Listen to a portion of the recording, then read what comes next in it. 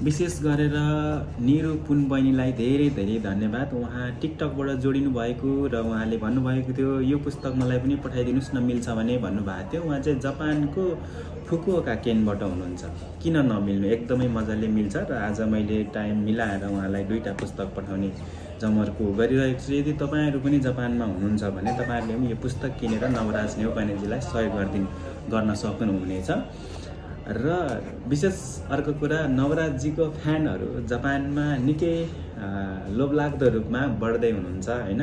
यसरी नै सहयोग गरिदिनु होला, जुट्दिनु होला सबैजना। धेरैजनाले सहयोग गरिदिसक्नु भएको छ नवराजजीलाई र अझै पनि जुट्दिनु होला। विशेष गरेर उहाँ क्यान्सर बिरामी हुनुहुन्छ।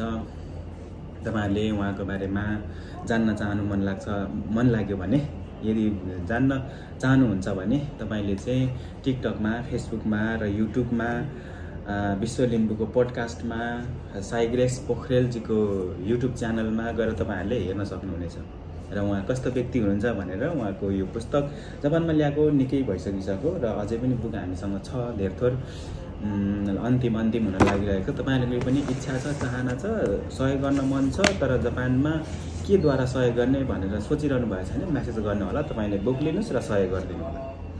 र विशेष गरेर नवराजजीलाई धन्यवाद छ, तपाईले यो पुस्तक लेखेर जापानमा तपाईको फ्यानहरु धेरै भइसकिसक्यो, तपाईको फ्यानहरु बढिरहेको छ अवस्था है त। धन्यवाद छ विशेष गरेर निरूपुन बहिनीलाई, उहाँको यो सहयोगी मनलाई धेरै धेरै धन्यवाद। र जापानमा जति पनि साथीहरूले सहयोग गरिदिनु भयो उहाँहरू सम्पूर्ण सबैजनालाई एकमुष्ट रूपमा धन्यवाद दिन चाहन्छु मेरो तर्फबाट अनि यो पुस्तकको धनी नवराज नेउपानेजीको तर्फबाट। हस्त नमस्ते।